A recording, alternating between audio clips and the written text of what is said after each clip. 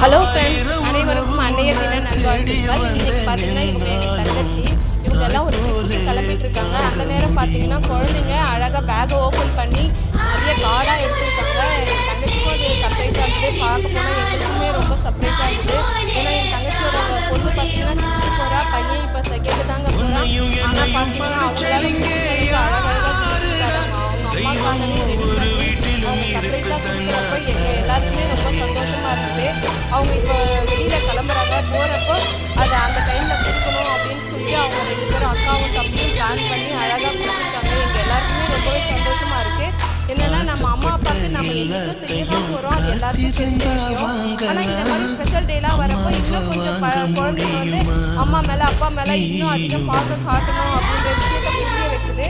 இது எல்லாருமே நம்மளும் புரிஞ்சுக்கணும். இந்த வீடியோ